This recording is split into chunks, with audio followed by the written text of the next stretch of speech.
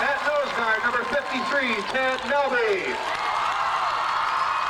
Defensive tackle, number 80, Ryan Frederick. Defensive tackle, number 52, Tim Landwehr. Defensive end, number 84, Dan Fortson. Defensive end, number 37, John Pablinski. Linebacker, number 55, Scott Hawley. Linebacker, number 40, Clint Copps. Quarterback, number 25, Sam Krieger. Quarterback, number 29, Chris Roth. Rover, number 32, Brian Potter. Free safety, number 26, Mike Gressel. And the rest of the SPASH Panthers is coached by Jerry Fitzgerald.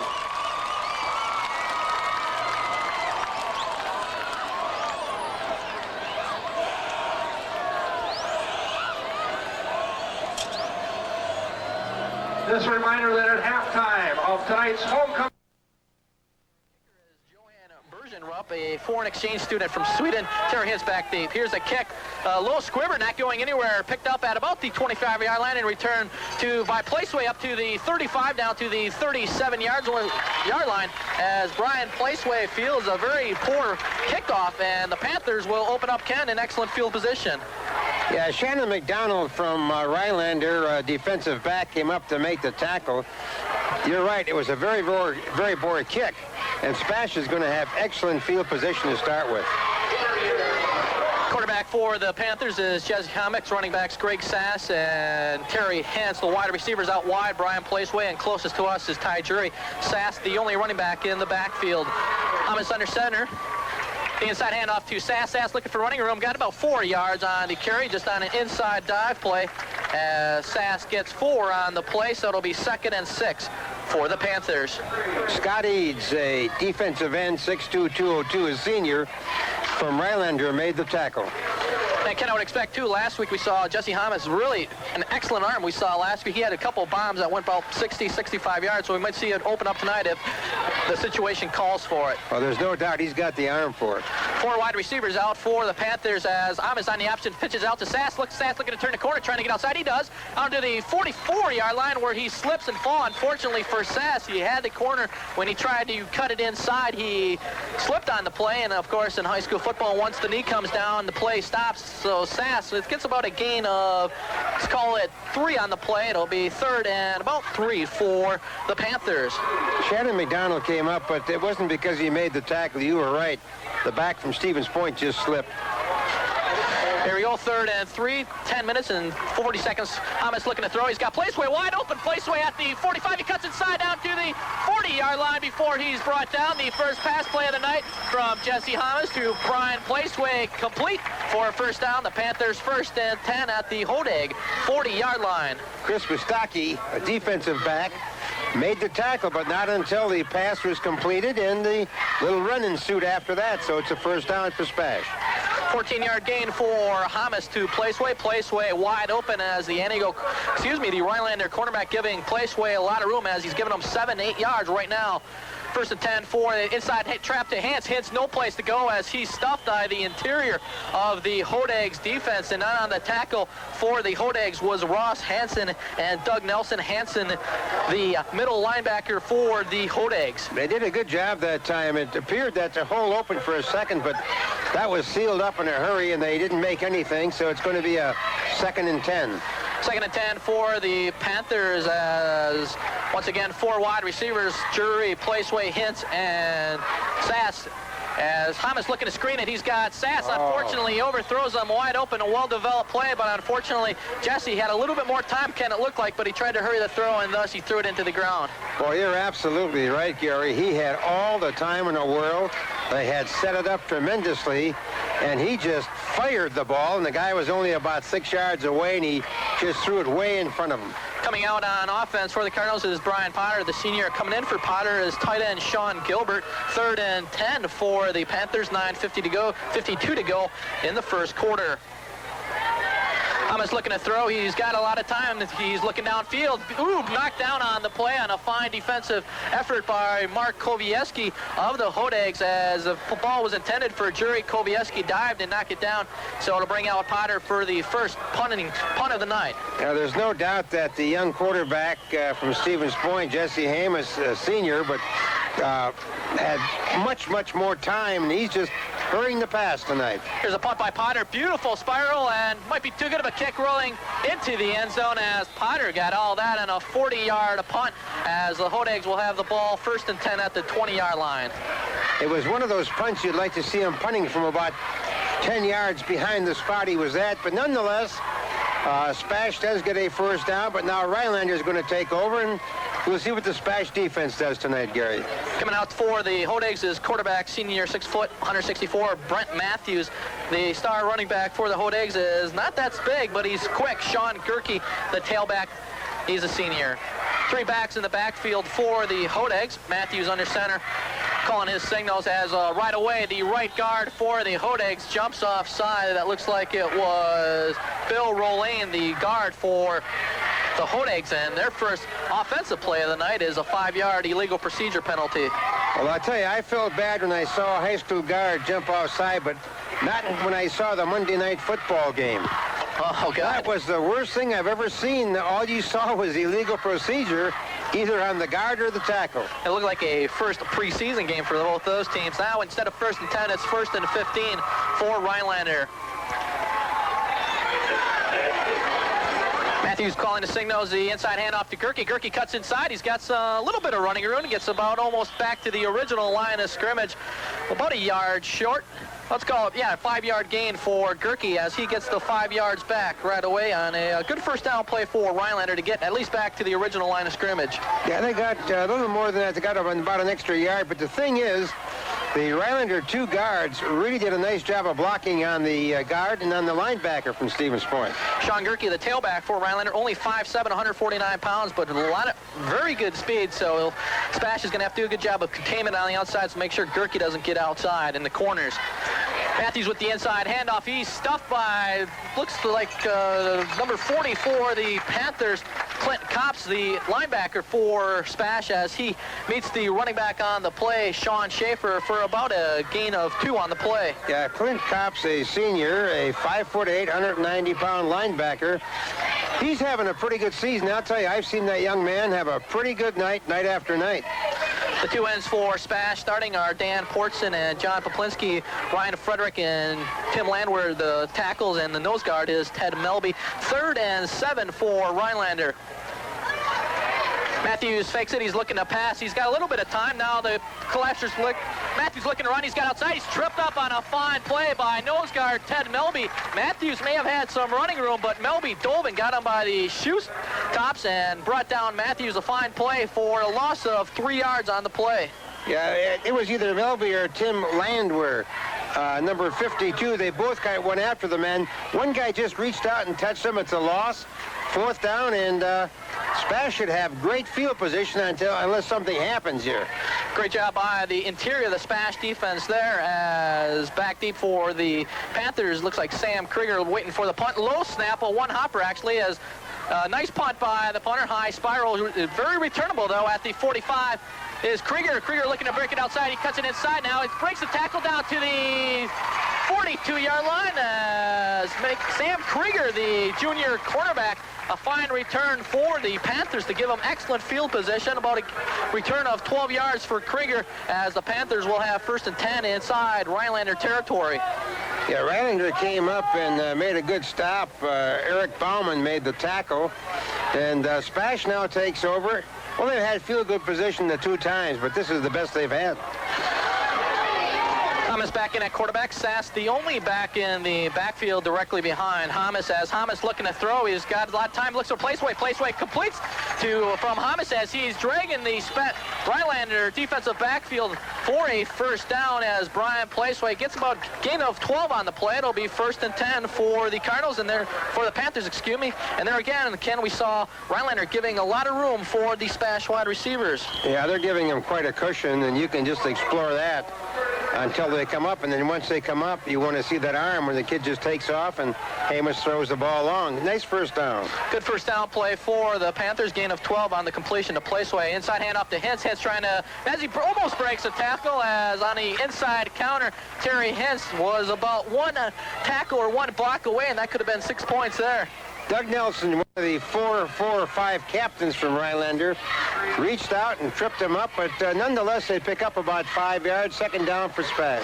Well executed counter on that play as Terry Hintz just came from his left wingback position, took the handoff up the middle, and if it wouldn't have been for the Rhinelander defense there, Hintz may have had a making 30-yard touchdown run, but instead it's 2nd and 5 for the Panthers.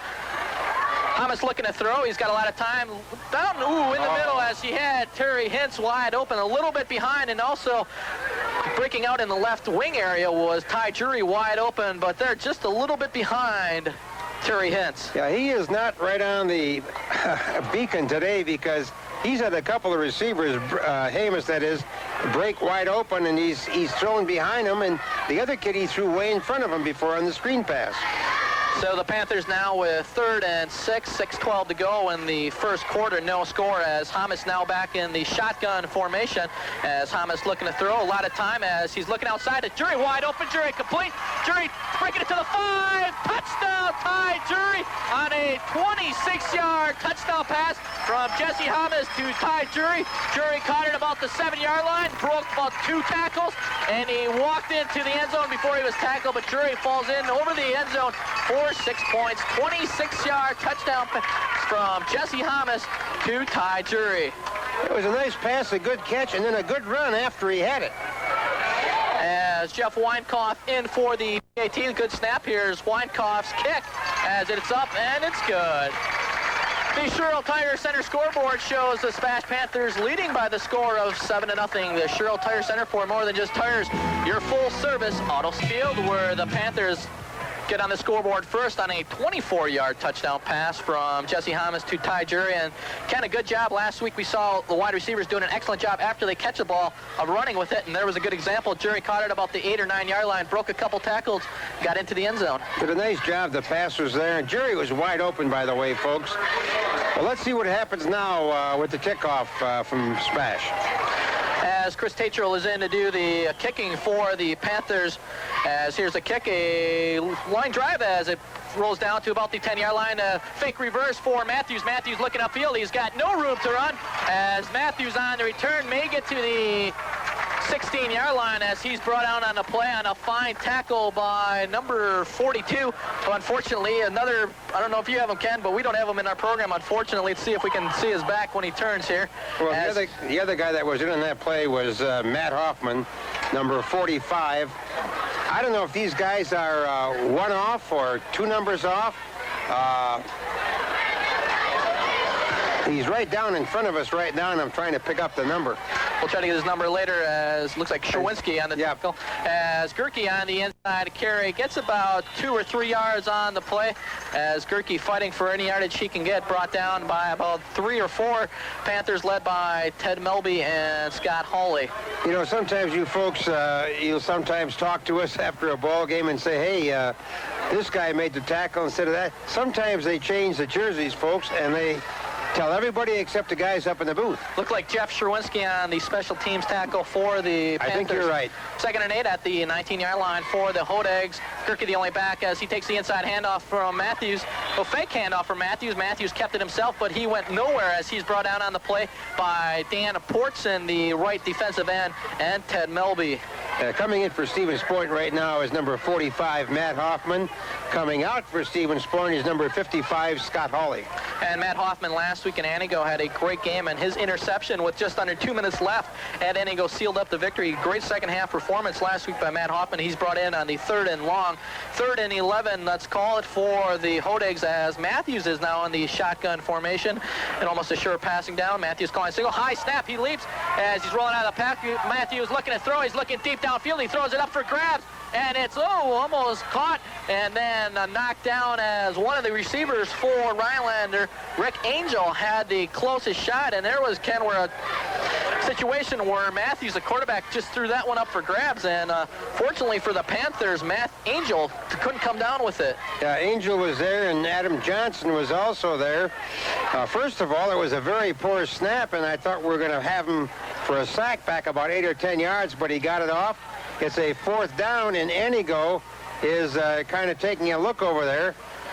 I don't know what they were waiting for, but I think they were waiting for a ball player. Well, it looks like they only have 10 men on the field, Ken, as Sam Krieger back deep for the return. A good snap this time from the center, and a nice punt by the Hodag punter as Krieger back at the 40-yard line. He's got a lot of return as Krieger trying to cut out a field. He does, down to the 50. Krieger breaks it outside down to the 42-yard line as Sam Krieger on another nice return. This time an 18-yard return, punt return by the junior, Sam Krieger. Yeah, Sean Gerke, one of the kids brought him down, but they had set up that fence pretty nice, and they got everybody but the kid that knocked him down. Otherwise, he might go all the way or at least pick up another 10, 20 yards. And on the last touchdown drive, 40-yard touchdown drive for the Panthers. This time, another great field position, as this time they have the ball 1st and 10 at the Hodag 41-yard line.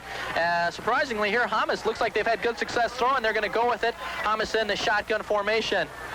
Snap from Holly, good snap. Hamas looking to throw, heavy rush coming on. Hamas throws it up in the air, that could be intercepted, and it is intercepted by the Hodag. Shannon McDonald, run. He's into SPASH territory at the 49-yard line, and there was miscommunication between Hamas and it looked like Brian Potter, as Hamas heavily rushed on that one, threw it up for grabs, and Shannon McDonald's the safety for the Hodags with the interception and a good return, as now the Hodags will have excellent field position. Yeah, and it was picked off, and Rhinelander's got the ball on the 49-yard line. 1st and 10 for the Hodags, 3 minutes to go in the first quarter.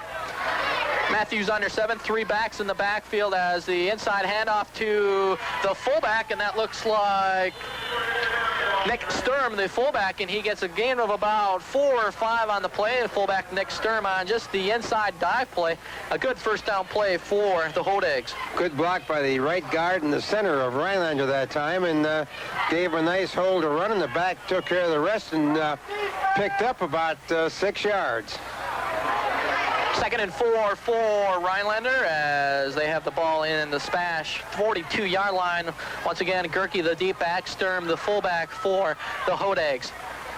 Matthews with the snap. They'll carry to Gerke. Gerke nowhere to go as he gets right back to the line of scrimmage, and let's see who comes down from the bottom of the pile, as Gerke had absolutely no room to run there. Ryan Frederick, the big tackle, and Scott Hawley, the first 2 Panthers on the tackle.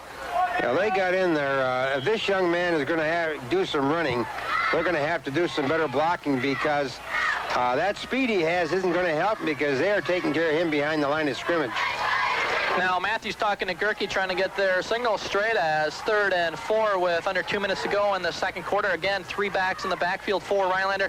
Now Sturm in motion as Gerke with the handoff. He's trying to break it outside, and he does for the 1st down. Gerke still on his feet, down to the 30, and finally brought down at the 27-yard line as Gerke broke a couple tackles, and it took Chris Roth and I believe Brian Potter to bring him down, but not after the first down for the Hodags. I'll tell you, there was some very poor tackling, because that kid should have been hitting the backfield. About 2 guys had a good crack at him and just didn't bring him down. So Rhinelanders got themselves a little march going here. Supreme comfort, performance, and luxury can be yours at a Marquis Spa. Retreat from life's aches and pains, stresses, and demands, and discover the soothing warmth of the luxurious feel of Marquis Spa, exclusively at Placeway Pools, Spas, and Spatio next to Tempura House on Business 51 in Plover. As this time, Gerke with another nice gain on the play, as Gerke brought down by senior Rover linebacker Brian Potter, but of about a gain of 7 on the play for the Hodags, Sean Gerke. I'll tell you, right now they're starting to make it look pretty easy. That SPASH defense is really going to have to wake up, because they're going to have to stop this kid behind the line of scrimmage. 2nd and 3 for the Hodags, as they've had good success on this drive after the interception by McDonald. Matthews calling the signals, inside handoff to Sturm. Sturm, no place to go, as he's brought into play by nose guard Ted Melby, and Melby just blew away the center, and a tackle for a loss. Excellent job by the senior nose tackle, Ted Melby. Yeah, he came up and got good penetration that time. Coming in for SPASH right now is Mike Broughton, number 69. Coming out for SPASH right now, Tim Landwehr. 3rd and 4 once again for the Hodags, who converted on their last 3rd down opportunity on the 12-yard carry by Gerke.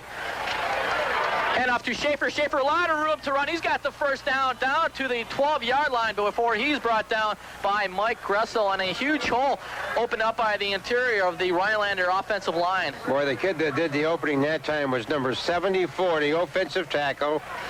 Junior, 6'2", 220 pounds. Ken Nelson did a great job of blocking that time. 7-yard gain for Sean Schaefer, as the Hodags now have the ball first and 10 at the 12-yard line, and that's the final play of the first quarter. The scoreboard has the Spanish Panthers leading by a 7-point margin. Schaefer also very quick. Now we have the Hodags first and 10 at the 12-yard line. They hand off to Gerke. Gerke tries to come down about the 7-yard line, as Gerke broke a tackle at the line of scrimmage, and let's call it about the 8-yard line, it looks like, as Gerke a gain of 4 on the play. And Scott Hawley is one of the kids that made the first initial hit on the person, but not until they picked up 3 to 4 yards again. A 3-yard first down carry by Gerke as 11:35 to go in the first half, as the Hodags are driving in Spanish territory. Matthews, the quarterback, takes the handoff inside to Schaefer. Schaefer nowhere to go, as they tried once again a middle dive play, as coming down from the bottom of play is Frederick and Landwehr, as Schaefer let's give him a gain of 1 on the play. And Matt Hoffman also joined the two other kids from SPASH, so there's a big third down for the SPASH defense right now. It'll be interesting now what Coach Bill Macris calls the last 2 third down opportunities that Rhinelander had, instead of passing about the same situation, 3rd and 5 or 6. Both times they ran the ball, and both times with good success, as now it looks like Bill Macris, not liking what he sees, calls a timeout. We'll keep it right that game right here on News Radio, getting underway at 11 o'clock. The Hodags now set, as Bill Macris, the coach, has his offense ready to go, as Shane Matthews, the quarterback, ready to go. Make that Brent Matthews calling the signals, as he gives the fake hand off the option to Gerke, as he's got the corner. Potter brings him down, as Gerke breaks a tackle, as Potter almost had him. He couldn't catch him, and Sean Gerke broke the tackle and went in for a 6-yard touchdown run for Sean Gerke. That was just determination, folks, because he was hit twice and hit hard, but they just couldn't bring him down. They didn't get that tackle around the knees. So Rhinelander picks up a touchdown, and what was that, about the 6-yard line? 6-yard touchdown run for Sean Gerke, and there we saw a speed Ken.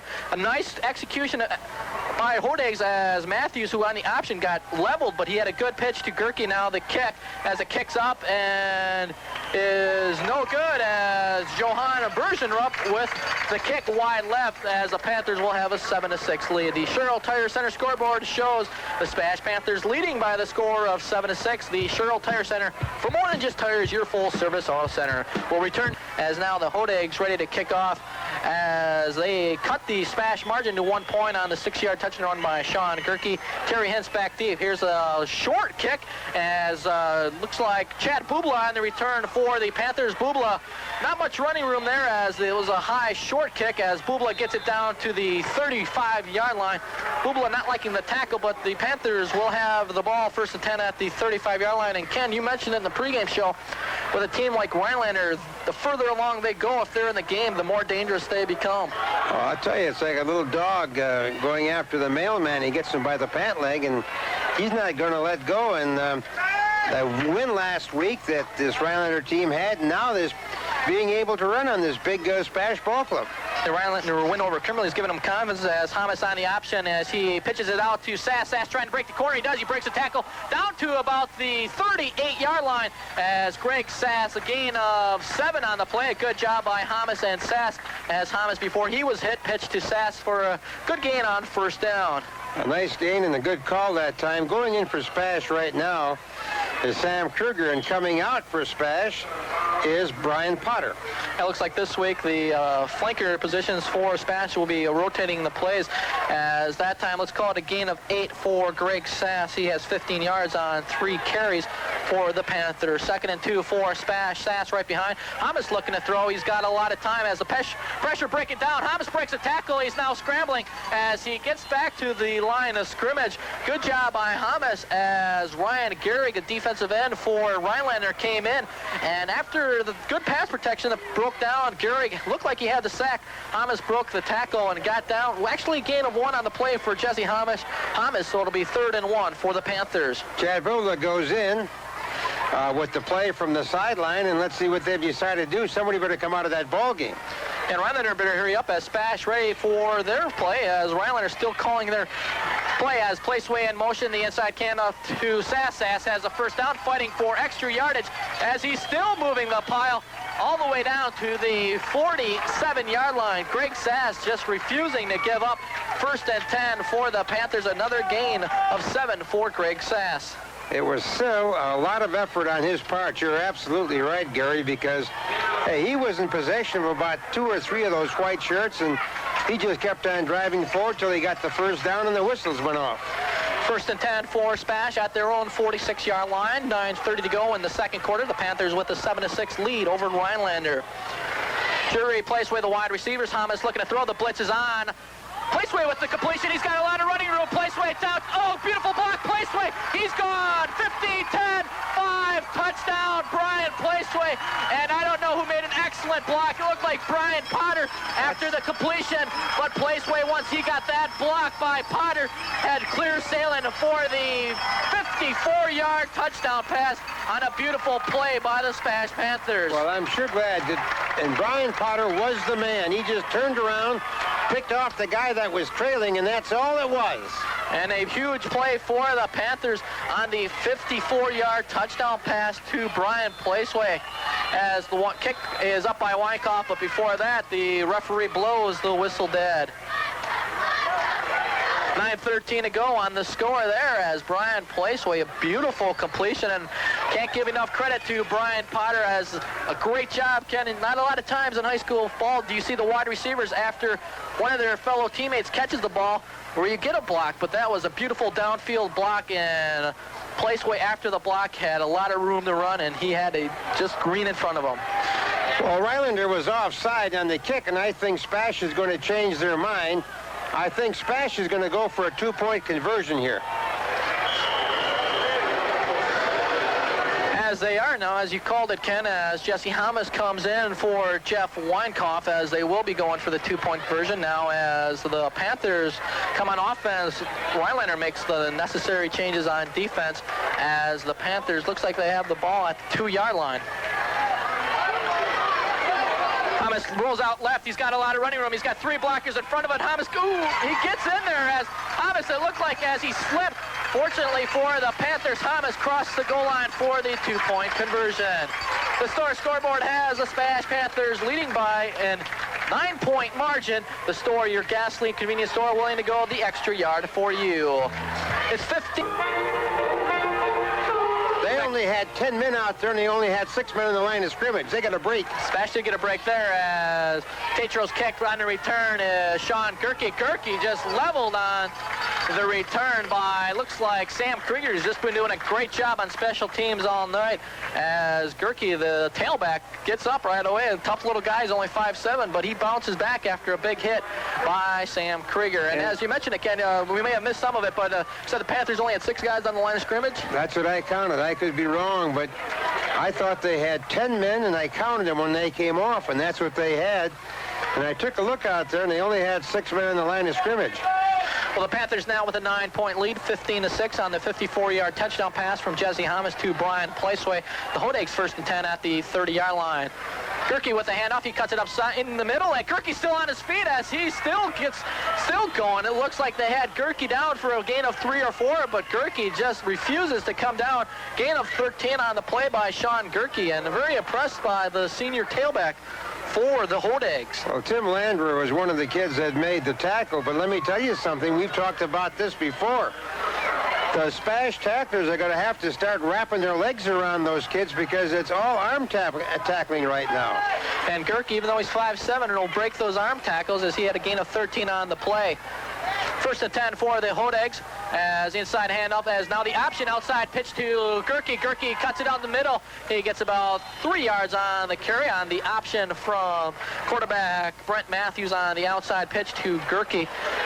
As now the Hodegs will have a second and let's call it 6 on the play. I tell you, Tim Langmer really went after that quarterback, and that's what you've got to do on the option. And if he doesn't go after him, that quarterback keeps the ball. He went after the quarterback, and the back came up to make the tackle. Cooper Oil Company of Stevens Point is proud to back high school sports, whether it's gas for your car or diesel fuel for the farm. Trust the company with over 100 years of experience in providing America's high-quality gasoline. That's Amoco and Cooper Oil Company in Stevens Point. Matthew is barking out signals to his running backs as they are changing formation for Rhinelander. As Matthew's out roll out, he keeps it himself. He cuts it upfield for about a gain of 3 on the play, just a couple yards short on the option as Brent Matthews decided to keep that one himself. Instead of pitching to Gerke, he took it down the middle of the field for a gain of 3 as it'll be 3rd and 2 for the Hodegs. Tim McCarville made the tackle, and Tim McCarville comes out of the ball game, and Dan Portson goes in. Good job of the Hodegs mixing it up. They were running early inside, and now they're extending the SPASH defense with a couple option plays. As it's 3rd and 1 for Rhinelander, just under 7 minutes to go in the first half. SPASH crowding the line of scrimmage. The inside handoff to Gerke as it'll be close as Gerke tackled right at the first down marker. We'll have to see where the official gives them the mark. And from here, it looks like they're giving him a good mark. It looks like from our position, of course, we could be wrong, but it could be a first down for Rhinelander. Boy, they gave him a great mark. If you're a running back, you'd like to have this crew working your entire season. Not that he wasn't there, but they gave him a great mark. Gerke as the Hodegs now 2nd and 9 as Matthews is in the shotgun formation as Hawley and Cops on the line of scrimmage. Looks like they're ready to blitz as they are. High snap as Portson coming in. Matthews throws it deep downfield as it's overthrown and intended for the wide receiver, Adam Johnson. And on the pass rush was Dan Portson, the right defensive end. And once again on the shotgun, the second time we've seen a high snap for Rhinelander. Well, I tell you, Sam Kruger can't let that guy get behind him like he just did, because if that pass is out there, folks, that's a touchdown. As Johnson got behind Krieger, but fortunately for the Panthers, the pass overthrown. Matthews now 0-2 in the game for the Rhinelanders. 3rd and 9, 6:04 to go in the second quarter. Let's see if they go in the shotgun again. No, Matthews will stay under center as the past few times. High snaps from the center. Coach Bill Macris feels it's a little safer going under center. As now in motion is Gerke as fake handoff inside. Now Poplinski on the tackle as John Poplinski just levels Brent Matthews. And oh, what a hit by the senior defensive end, John Poplinski. Oh, did he come in, folks? He had just a clear, full shot. And the quarterback from Rhinelander really and truly got hit as hard as I've seen a kid get hit this year.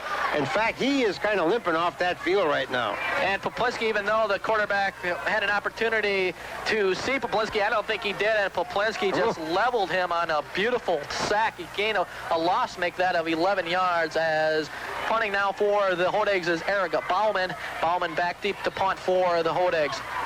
He's got a lot of time as it's a low line drive, returnable for the Panthers. And on the return is Chris Roth. Roth looking for a running room. He gets almost to the 40-yard line before he's tackled out of bounds by 3 or 4 Rhinelander Hodegs, as the Panthers will have 1st and 10 at their own, about the 38-yard lines for SPASH. You know, that's the first bad punt that kid got off, and that one was so fast downfield.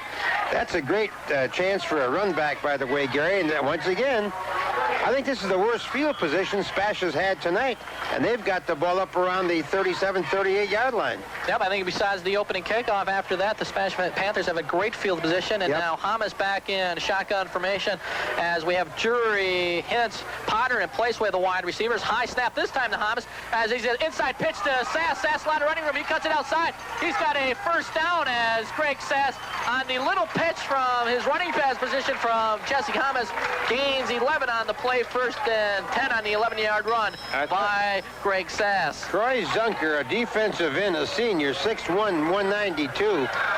saved Rhinelander from being scored upon again because SPASH had great blocking, Gary, and he was the last kid that was going to get a chance to get at him.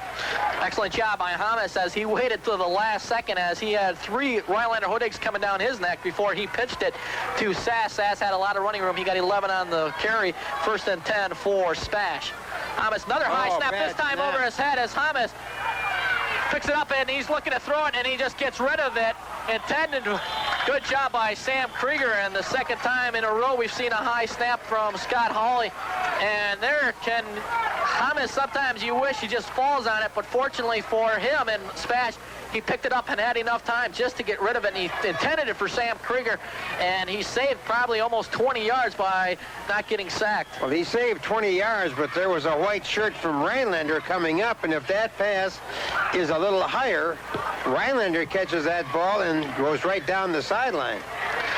Bad snap. Bad snap as that one, even though Hamas' 6'3" went over his head by a good foot. Now Hamas not risking the shotgun, is under the center as he's calling out his signals, looking to pass as Hamas has a pressure in coming in as Hamas just gets rid of it.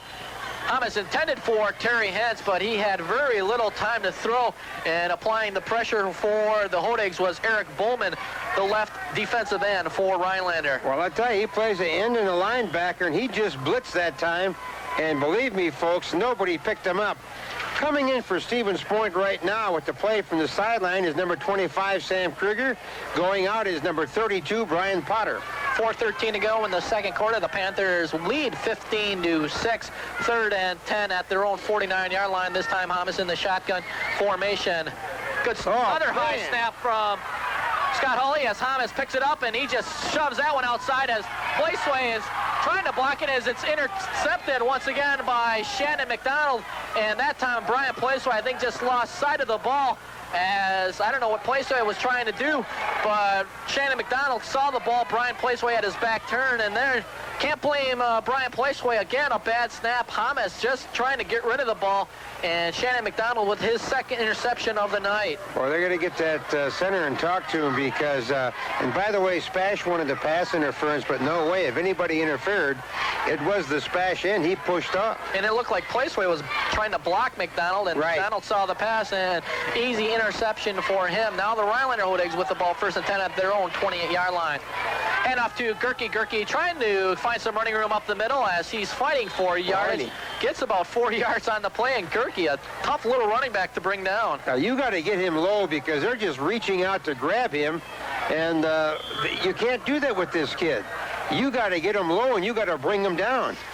And you look at the stat sheet and the roster for Rhinelander, and they have Sean Gerke listed as only 5'7", 149 pounds. But with his speed, and it looks like he's pretty strong. As you said, you have to hit him low to bring him down. Oh, you certainly do. 2nd and 6 for Rhinelander as Matthews under center for the Hodigs. Inside handoff to Sturm. Sturm, the fullback, gets about maybe a gain of 1, if at all, before he's brought down by Cops, Landwehr, and Scott Hawley, and also Ted Melby coming down from the bottom of the pile. You got every guy that time, Gary, and a good call, and they all had him. Well, now, Gary, it's a 3rd down, and SPASH has got to be very consistent on their defense. And now we've seen for Rhinelander, they've only attempted 2 passes, and both those have been incomplete, as Matthews, both opportunities he's had has been overthrowing his wide receivers, as he will also go under center this time, 3rd and 5, as Hawley is right up the line of scrimmage. He's backing off now at his linebacker position. The inside handoff to Gerke. Gerke has the 1st down. He's still on his feet. And there again, a 3rd and 5 and another gain of 10 for Sean Gerke. SPASH had an opportunity to get the ball back with 2.5 minutes to go, but the Hodigs will continue their drive almost into SPASH territory, actually at the 42-yard line, but a big 1st down for Rhinelander. The right guard from Rhinelander came out and really popped the tackle from Stevens Point. That's all the back needed. Well, Rhinelander has 2 timeouts to go. They may have to use them with 2.5 minutes to go in the second quarter, down by 9, as Matthew is calling the signals. The inside handoff to Gerke. Gerke brought down on the play. It looked like by Dan Portson, the first tackle tackler for the Panthers, Portson from his left defensive end, is the man with a tackle, and only a gain of 2 for Sean Gerke. Boy, Portson sliced in very, very nicely. It's going to be a second down. They're going to give him about 2 yards, folks. It'll be 2nd and 8. When Rhinelander comes out of the huddle, we'll be under 2 minutes in this first half. Quick moving first half, a lot of running plays for Rhinelander. They've already tried the 20 carries on the ground in the first half for the Hodags. Gerke, the I-back for Rhinelander. Matthews, the center, as he hands off to Sean Schaefer. Schaefer breaks a tackle, but he gets back to the line of scrimmage before he's brought down on the play for no gain on the play, as Ryan Frederick, the 6'7" tackle for SPASH, brings down Sean Schaefer. I tell you, he got into the big tackle. Ryan Friedrich got in there, made the tackle. Somebody else now is trying to pick up a number, really had the first shot of that Rhinelander back. It's a third down right now for Rhinelander. 3rd down and a good 8. A little surprised SPASH has 3 timeouts left after that. Now 3rd and long. They may have used a timeout, but they elect to not to, as it'll be about probably under a minute after this play is completed in the second quarter. Matthews, the quarterback, Gerke in motion as it's a quick outside pass. The flea flicker, there was the hitch and ladder intended for Gerke, as the pass was complete to Rick Angel, and Angel just wanted to flip that one out to Gerke, as we have a timeout on the field. By SPASH. Timeout by SPASH. We will also take a timeout with 51 seconds to go in the second quarter. It's the SPASH Panthers leading by a 15-6 margin. We'll return to Gerke Field in punt. But really, what have they got to lose? I mean, they're down. They haven't won a game in Valleys for quite a time. And let's see what they decide to do. Well, it looks like they don't have the punter in formation, as it looks like they will go for it, as the quarterback, Brent Matthews, is calling the signal. Sam Krieger, who was deep back to return for the Panthers, now comes up as the Hodags going for it, and they're throwing it downfield. That pass could be, good. Actually, it could have been intercepted, Ken. But, fortunately for SPASH, Chris Roth dropped it, but instead of having the ball maybe at their own 35, let's say 40-yard line, the Panthers, as a result of the drop, will have the ball inside Rhinelander territory. Chris will tell you tomorrow that there was no way he was going to catch the ball. He knew all the time he was going to drop that thing. You're absolutely right. I think what SPASH wants to do, Gary, they got a pretty good field goal kicker. Excellent field goal kicker, and Jeff Weinkoff in pre-games on this end was kicking them from 40 and 45 yards. So with 44 seconds, hopefully the Panthers can get in field goal territory. And if not, as Hamas throws it, and before he throws, he is just hit hard on the play by tackle Ken Nelson, as Hamas very little time to throw, intended for Potter, but Nelson on the hurry, as he made Hamas throw a little bit before Jesse Hamas wanted to. Was great protection. Not so tonight. Now Hodag's doing an excellent job of a pass rush, as Hamas not having much time to throw tonight. That time he was brought down hard, as the Hodag's blitzing on the play. Complete to Sean Gilbert, the SPASH tight end on the play. Gain of 13 on the play, as Gilbert with the completion. 1st and 10 as the clock stops to allow the chains to move, and the Panthers will use another timeout, and we'll keep it right here, as the SPASH tight end on that play, Sean Gilbert. They don't use him often, Ken, but it seems whenever they do, Gilbert comes through, and there was a 13-yard completion. Yeah, what they want to do is get this ball downfield, another good 15 yards, and then give Weinkoff a chance, or whatever they want to do, of course. But the fact is you want to get another about 15 yards on this. Either hit the sideline pattern, or if you're going to go down the middle, go down as far as you can and perhaps take that last time out you've got coming. 37 seconds to go in the half. The Panthers do have a 9-point margin, and there was a good play for SPASH, as the Hodag splits both linebackers. SPASH did a good job offensively, their line of picking up the blitz. Gilbert wide open in the middle of the field for a gain of 13. Now the Panthers will have 1st and 10 at the Hodag 28, as the coaching staff for SPASH calling the signals and talking to the entire offensive unit for SPASH, as Jerry Fitzgerald comes trotting off the field. 37 seconds to go in the first half. SPASH 1st and 10, as Placeway jury Terry Hintz are the wide receivers for the Panthers. Greg Sass right behind the quarterback, Jesse Hamas. Hamas looking to throw. He's got time looking outside. Overthrown intended for Ty Jury as Hamas throwing off his back foot. Throws it over the head of Ty Jury of 5 seconds. He clips off the clock. Second and long for SPASH. Well, that's the good news. That only 4 or 5 seconds went off the clock. The bad news is Jesse really threw that ball high again. And that play may set up, Ken, as that time Ty Jury just took about an 8-yard out pattern. We've seen it before with SPASH, fake the out and then go long. And that might be a good opportunity here to get it in the end zone for SPASH. Jesse Hamas, the quarterback, now in the shotgun formation. Let's see if he can get a good snap from Scott Hawley. A little bit high, but it is a good snap as Hamas looking to throw. He's going long for Placeway. Placeway catches it. Touchdown! Stevens Point as Brian Placeway on a beautiful pass from Jesse Hamas with a 28-yard touchdown completion. Hamas's third touchdown pass, and Brian Placeway's second completion for a touchdown as a beautiful 28-yard touchdown pass for the SPASH Panthers. And there it was, Ken, as Brian Placeway got behind the Hodag defense. Yep, the back made a big mistake there. We're going to go for a one-point conversion right now.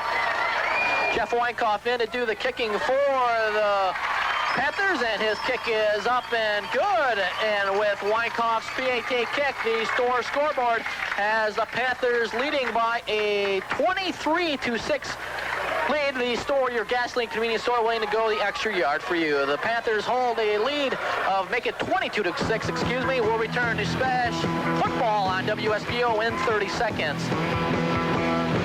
And WSPO. Back out at Cricket Field, Chris Tatro with the kick. A nice kick as Brett Matthews returns it at the 10. Matthews on the return up the middle of the field, and he's brought down on the play by number 82 of the Panthers, Ryan Furcus, on a big hit for the SPASH Panthers. Well, I'll tell you, Ryan came right down the field, shed one blocker, and made great contact with him, wrapped his arms around, brought him down. 21 seconds left for Rhinelander. And you wonder, Ken, if Coach Bill Macris of the Hodags is going to second-guess himself. They had an opportunity, 4th and, I believe, 12 inside their own territory. Instead of punting and pinning the Panthers back, he elected to go for it. And the Panthers wasted a little opportunity. 4 plays later, the 28-yard touchdown pass to Brian Placeway. Interesting call by the Rhinelander coach, but then again, you know, we've talked about they haven't won a conference game in almost 2 years. Just broke a 15-game losing streak. You know, they don't have much to lose. They, you know, can gamble a little bit, and if the play works, it's great. Well, he just took another timeout, Gary, and he's talking to his kids. That gives each team with one timeout left, but that's insignificant because there's only 21 seconds left. And with only 21 seconds to go, the SPASH band, who does a great job, is getting ready in front of us to get out for homecoming halftime. And I'm sure it'll be a great show, a little longer halftime. During halftime, Josh Westcott back at the station will give you a complete rundown of all the stuff going on in the world of sports and a little bit of a preview for all the action going on this weekend, as we'll take it back to Josh. Busy weekends of sports on News Radio. Ken, I, and Josh will talk about that coming up at half. But we still have 21 seconds to go in the half as Matthews under center as he fakes it. Now he's looking to throw. He's going deep, intended for Johnson as it's overthrown. The closest man on the play was Mike Gressel as Adam Johnson, intended receiver there, was just the Matthews, threw it as far as he could and overthrew it completely. I think if you're SPASH right now, I'd just put 2 backs back around the 45-yard line, and I would just let that quarterback come to me. I would not let anybody get behind. I'd let him catch anything they want to catch in front of me, but you cannot allow anybody to get behind you right now. Well, that's what Rhinelander exactly did on the last SPASH touchdown pass. Something you don't want to do in that situation is let wide receivers go behind you, and Placeway did, and with his great hands, he caught it from Hamas as Matthews looking to throw again. Now he's rolling out. Frederick tries to tackle him as he breaks a tackle, and now brought down on the play by Brian Potter as Matthews gets about 1 on the play before Potter wrestles him down, and that will be the final play of the first half. The Sherrill Tire Center scoreboard shows the SPASH Panthers leading by the score of 22-6. The Sherrill Tire Center, for more than just tires, your full-service auto center. With It's halftime here at Gerke Field as the SPASH band comes out. We'll take a 2-minute timeout before we return. 2 minutes as the SPASH Panthers and Rhinelander head to their respective locker rooms with the Panthers holding a 22-6 lead. We'll return in 2 minutes.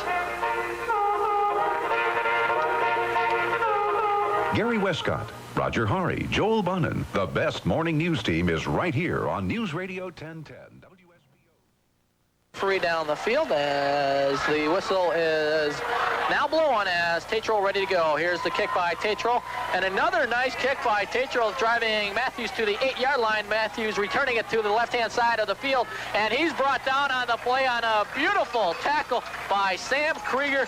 And Kenny, if we had a special teams MVP award tonight, Sam Krieger might have to be at the top of the list. He's done a good job. He gets downfield very quickly, and I tell you, nobody was going to slip away from that tackle. He drove the shoulder up around the midsection, wrapped both hands around, and just brought him down. 1st and 10 for Rhinelander. 1st and 10 for the Hodegs, who would like to get on the scoreboard. Are trailing by a 22-6 margin as Bill Macris, he likes to start in the shotgun formation right away. As Matthews, the center, high snap, he brings it down though, looking to throw, a lot of time to throw. It's almost intercepted by Mike Gressel, and if Gressel hangs on to that, he has a 18-yard touchdown interception return. Yep, there's no doubt about it. I was just wondering one thing. Did you give that answer for that trivia? Not yet. To our people yes. back? Okay, good enough. To Josh, I did. Good enough. Hopefully he knows what the answer was. Okay.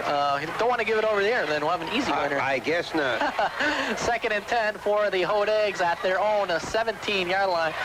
Matthews back under 7, and Gerke the I-back as the inside handoff looks like to Nick Herm on the inside carry. Fumble. As there was a fumble as I was looking out, and on the recovery is big Ryan Frederick, as the Panthers will have excellent field position. Looking down to see exactly where the carry was. Missed the fumble, but Frederick on the recovery for the turnover for the Hodegs. Nick Sturm on the carry, gained 2 on the play, but a fumble. So now the Panthers, excellent field position. And with the early touchdown here, Ken, you're looking at almost putting the game away. Yeah, you can do that very quick. And we always talk about the first series. In the second half, not very good for Rhinelander. And a lot of times in field position like this, you'd like seeing a touchdown right away as Greg Sass on the inside handoff from Hamas gets about 2 on the carry for the senior running back, Greg Sass. Make it junior running back, I'm sorry. Well, quarterback Amos comes to the sideline. He looks over and Fitz's kind of cups his lips and shouts out the play that they won't run. They don't even send a man in. It's pretty easy when you're that close to the sideline. And 2nd down, and the Panthers break the huddle. 2nd and long for the Panthers. It looks like a passing situation as Placeway and Jury out wide for the Panthers. Hamas under center. He's looking to pass. Looks outside to Jury. Jury wide open at the 10-yard line. He cuts a nice spin move as Jury fighting for the 1st down marker. Hard to tell from here if he has it as 1st down marker down the wide side of the field. But a good job by Ty Jury of gaining about 7 on the play. Yeah, they aren't going to measure that one. They better not, because they've tossed that ball twice. They're going to have about 2 yards left on this situation. It'll be 3rd down and about 2.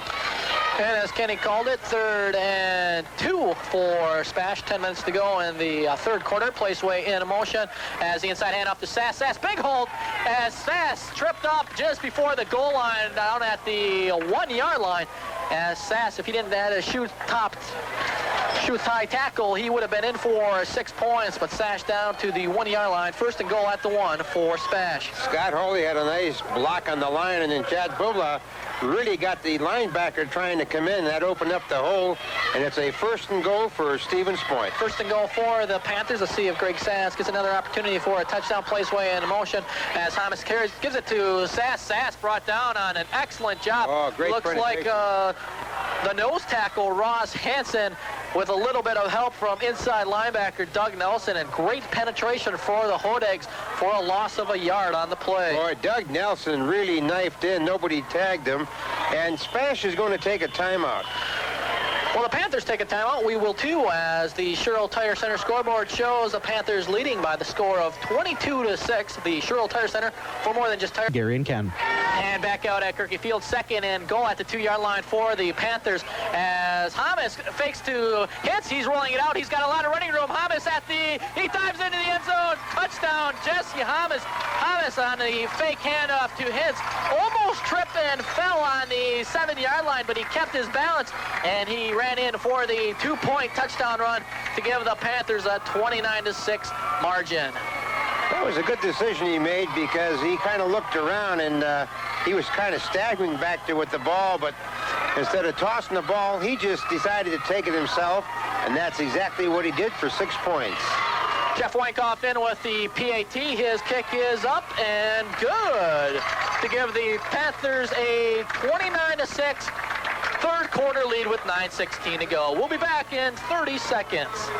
After a big win over Whitewater, the UW Stevens Point. For getting those answers right. Well, between the Clarks and the Cassins, they should be throwing a party, and we'll have some of the guys from the station coming in. That sounds good. Here's Tatro with the low spinning kick as it's brought by Gerke. Gerke, a lot of running room as he breaks it outside down to the 38-yard line. Gerke at about a return of 18 as the Hodags now trailing by a 29-6 margin will have a rather good field position, 1st and 10 at the 37-yard line. Well, Ryan Kudrowski was the first one to make tackle, and it's nice to see these people on the kickoff teams and the punting teams get downfield. They're doing a good job. 1st and 10 for Rhinelander. Johnny Poplinski coming in a little bit late for the Panthers as he got a little bit of helmet problems as he's ready to go at his left end. Matthews under center, the inside handoff to Gerke. Gerke gets about gain of 3 on the play before he's brought down by Melby and Potter for the Panthers, and also Clint Copps on the bottom of the pile. Yep, they were both in there, and then Copps came in to give him a hand. But the Rhinelander back picks up about 4 yards. It'll be 2nd down and 6. 2nd and 6 for the Hodags as Brent Matthews called the play and then decided to change it. And now his wide receiver, Nick Sturm, will have Mike Grunler make that. Comes in and asks for the call once again as a time clock running down. Matthews quickly calls the outside handoff to Gerke. Gerke with a lot of running room as he fights for 1st down before he's dragged down by Brian Potter. Gerke a gain of 7 on the play. 1st and 10 for the Hodags. Brian Potter came in real nice. I like to see a man come in like that because he came in and the first thing he did is drive that shoulder in and then drop the arms around. You aren't going to get away. The official is going to take a timeout for some equipment, I think, from the young man from Rhinelander. Seems to be all right. And we mentioned it earlier. It's sure nice to see Brian Potter back in at the rover position for SPASH out, I believe, 3 games with a arm injury as Potter doing a great job tonight for the Panthers. Gerke on the carry as he hops over his offensive lineman, but in doing so, he's brought down hard as a play slow to develop as Gerke gains nothing on the play as Ryan Frederick, the first guy in for the Panthers. And Potter was in there again making contact, so he is really having himself a game tonight. And I suppose a person of his caliber defensively being on the sidelines just had to kill him inside, not knowing he was going out there, and he's got the enthusiasm that he's been stored in for 3 weeks, and Potter doing a great job for the Panthers. As now the Hodags 2nd and 10 with 7 minutes to go in the 3rd quarter. Matthews fakes handoff in the option play. Matthews keeps it himself. He cuts it upfield for a gain of 2 on the play. Good job by the Panthers of not allowing the pitch to Gerke as Matthews gains, let's call it 3 yards on the place. 3rd and 7 for the Hodags. 3rd down is going to be. SPASH is doing a pretty good job on defense right now. Rhinelander kind of staying on the ground. Coming in for a play from the sideline from Rhinelander is Adam Johnson, a wide receiver, a senior. And the Hodags with very little success through the air. Brent Matthews only 1 for 6 for only 2 yards as they've elected pretty much to go on the ground game all night behind Sean Gerke as it's 3rd and 7 for Rhinelander. Matthews back to pass, a lot of time. He's looking long, intended for his wide receiver, Adam Johnson, and there looked like had a little contact downfield, and, the referees, I think, had an opportunity to throw a flag, but they let the play develop and no call, which probably was a good call in that situation. Yeah, sometimes people don't understand that sometimes the best call is a no call.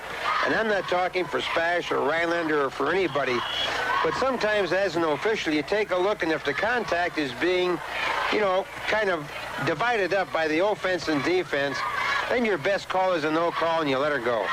And the Hodags having some problems getting the necessary 11 men on the field as Sam Krieger back deep for the Panthers, and the Panther coaching staff trying to tell him to move in as the Hodag punter. Another nice high spiral. Should be, Krieger on the return as he runs up, and Krieger down to the 35. Krieger breaking outside down to the 39-yard line, and Sam Krieger all night doing an excellent job on return for special teams. One man away from Blake breaking that for a long punt return for a touchdown. Well, Sean Gerke made the tackle, but what I liked about Krieger on that play, he just took the ball. There was no going, like they say, east and west.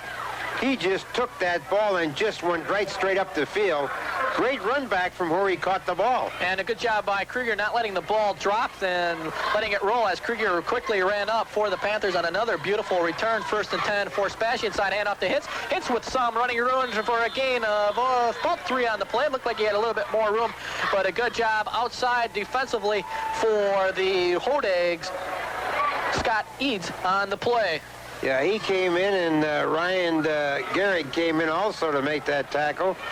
It'll be a 2nd down for SPASH, and boy, you look up there, it's hard to believe after this play, only 5 minutes left in the 3rd quarter. Very fast ball game tonight. Very fast-moving game, 29-6. The Panthers with the lead as it's 2nd and 7 on the option play. Hamas to pitch, a fumble as Sass trying to get to the ball. He does on a good job as Sass dropped the option pitch, and right breathing down his neck was Eric Ballman, the outside linebacker for Hodags, and good job of Sass just dropping on the ball. You bet. You didn't want to see him be too fancy to reach down and pick it up. He just dove on the ball, and just as he did, one of the Rhinelander kids came on top of him. 3rd down and 11. Loss of 4 on the play for Sass. Sass now 35 yards on 9 carries. Still winning the break a long run off. His longest run of the night has been 11 yards as Hamas calling the signals 30 and 11. He's under center as Hamas looking to throw as the blitz is on for Rhinelander as complete to Jury. Jury has it for a 1st down for Stevens Point, and a good job by Hamas as Hamas is getting up slowly, and Ty Jury caught that right in front of the Panthers bench, and for a second there, Ty Jury only being 5'8" and lost him in front of the SPASH bench, but a good job by Hamas on the 13-yard completion. Well, the thing I liked about Jury's pattern, he knew exactly how far he had to go down. He made that 1st down, folks, by about a yard, and that's pretty nice when a high school kid knows exactly how far he's got to go down before he gets that ball for a 1st down. Excellent fundamentals by Ty Jury, getting the necessary yardage on the pattern for the 1st down. Place way in motion, inside handoff to Sass. Sass fighting for extra yards, running hard as he breaks the tackle and then falls forward for a gain of 6 on the play. Greg Sass, a junior running back, just moving those legs for extra yardage. Yeah, Scott Eads, a linebacker, tackle, 6'2", 210. Had his hands around him, but there was another case of trying to tackle a back like Sass with just your hands, and you can't do it. SPASH football is brought to you by American Equity Bank. American Equity Bank can the clock back in. Here we go, 2nd and 6 for the Panthers as Hamas fakes the handoff to Sass. Dropping deep, looking long for Gilbert. The knockdown beautifully on the play was Chris Mustaki, the defensive back for Rhinelander. Gilbert open, but Mustaki did a good job timing his jump and knocking that pass down. Oh, it's a great job for a high school, for any kind of a defensive back, but in high school, when you see a guy like that go back, the kid from Rhinelander, Mustaki, went back step for step, and when the pass came in, he just reached up and knocked it down. Good job of defense. And they're just a few feet away from another long completion as Hamas had Gilbert open, but Mustaki did good job on pursuit, leaping to knock it down at the last second before Gilbert could catch the completion. 4:05 to go in the 3rd quarter, 3rd and 6 for SPASH at the Rhinelander 44-yard line. The Hodags coming strong on the blitz. Gilbert wide open in the middle field. He's got it at the 20-yard line, still on his feet down to the 15, and he fumbles the ball as Gilbert fighting for extra yards and the extra effort. One of the Hodags came in from behind and stripped the ball, and on the recovery for the 3rd time tonight was Shannon McDonald. Good effort, Ken, by Sean Gilbert. Unfortunately, somebody came from behind him and just stripped the ball away. Now, you can't fault the young man for that because he was just trying to get some extra yardage, and in doing so, a guy came up from behind and, like you said, just stripped him.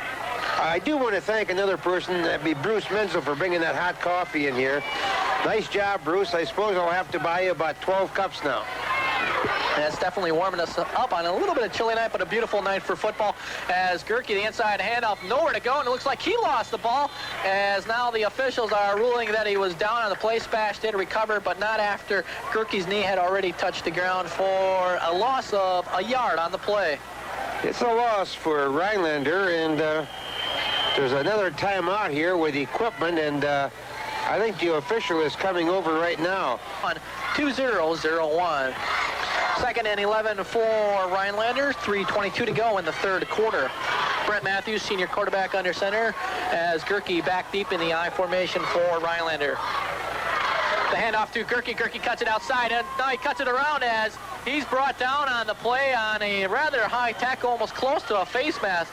But Gerke, a gain of 16 on the carry, and there was another big hole. And once you get Gerke outside, Ken, he's got excellent speed. Yeah, Mike Grazel came up to make the tackle, but not until that young man from Rhinelander had really gotten going. And great speed by Gerke, and about just a few tacklers away from a long run as Gressel came from behind to bring down Gerke. 3 minutes to go in the third quarter. The Hodags with a first down, 1st and 10 at their own 26-yard line.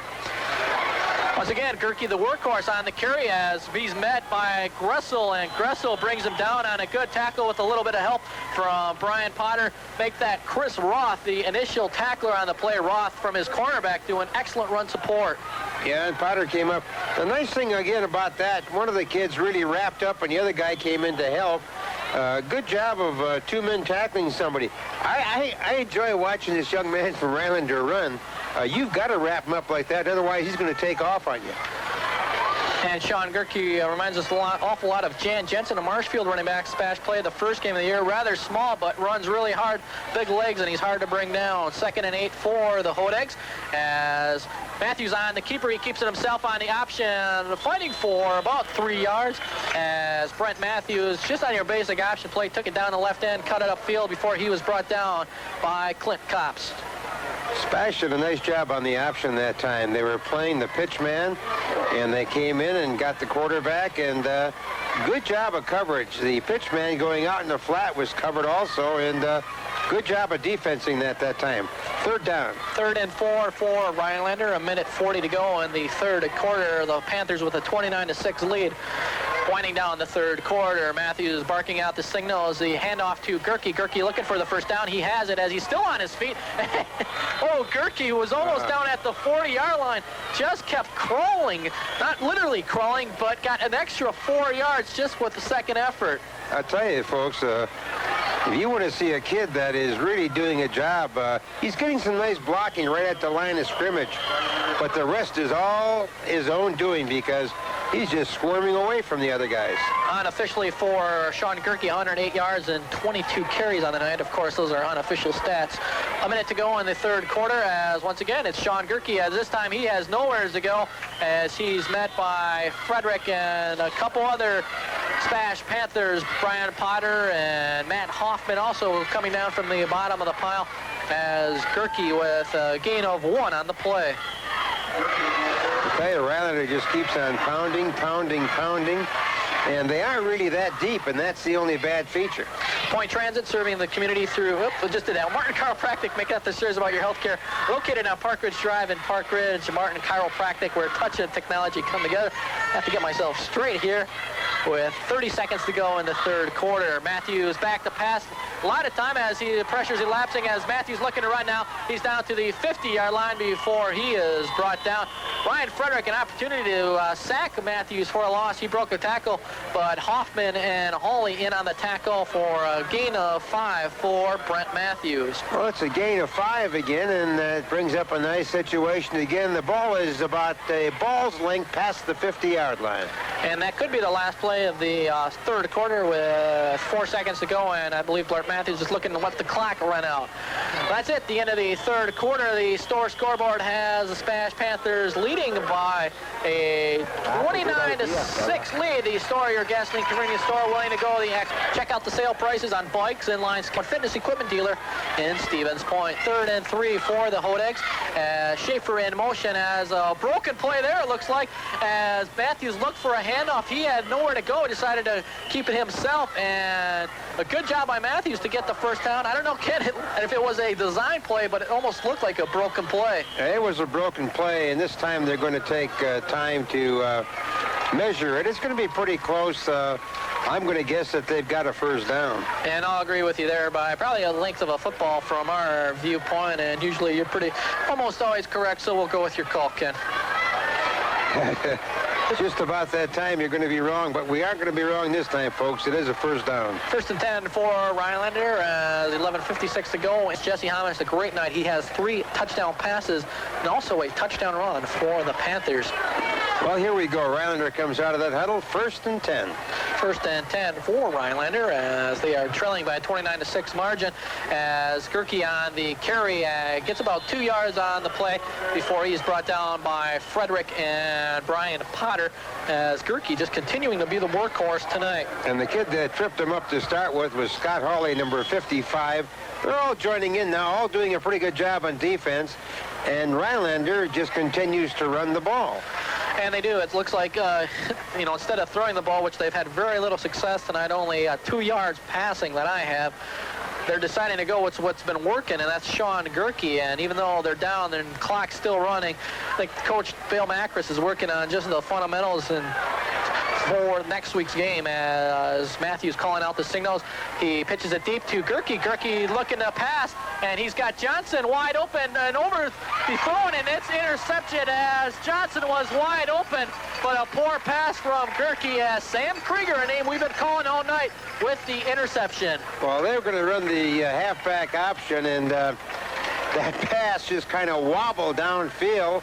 And all Sam did, he's been very active all night, but this time he just stepped in front of the end that was to receive the ball, caught the ball, and then the guy that was supposed to catch it knocked him down. But SPASH has got the ball. Good job of pursuit by Sam Krieger on the pass as Krieger used his speed to catch up to it, and Jesse Hamas is back in for one more series of downs as Placeway is in motion for the Panthers. The outside pitch to Hintz. Hintz with a lot of running room. He cuts it up down. He's down to the 40, 45, 50, 45-yard line is Terry Hintz on a big gain of 36 yards for the senior running back. Well, I tell you, the SPASH coaching staff is really upset because the runner was down and some kid from Rhinelander came up to make sure he wasn't going to move. But nonetheless, SPASH has still got the ball. The 32 goes in for SPASH, and of course, 32 is Brian Potter. Make that a 39-yard run for Terry Hintz. He has 47 yards and only 4 carries. Of course, that helps as 10 minutes to go in the game. Hamas, the inside handoff to Hintz. Hintz with a nice hole. Gets about 5 more yards on the carry as the clock continues to go. Countdown, Terry Hintz, 5-yard gain, 2nd and 5 for the Panthers. A good block that time by the Panther center and the Panther left guard. I think what you're starting to see happen right now is just the numbers are starting to really wear down Rhinelander right now. And Jeff Weinkoff, the junior quarterback, has come in for Jesse Hamas to take over the reins on the offensive end of the Panthers as Placeway in motion as the referee blows the whistle, and now a flag which we've seen very few of, Ken. Very few penalties tonight. That's right, and now I think we got the penalty against Rhinelander. They're offside. Offside on Rhinelander. It looked like the left defensive end was lined up in the neutral zone, and I'm sure the Panthers will take that. That will maybe give them a first down. We'll have to wait and see by the official marker as 9 minutes and 33 seconds to go. And taking time out to remind you that nobody knows the athlete like the athlete's foot in the Center Point Mall. Football, basketball, running, cross-training, and walking shoes. The athlete's foot has them all. For all your athletic shoes and apparel, see Ted down at the athlete's foot in our Center Point Mall, downtown Stevens Point.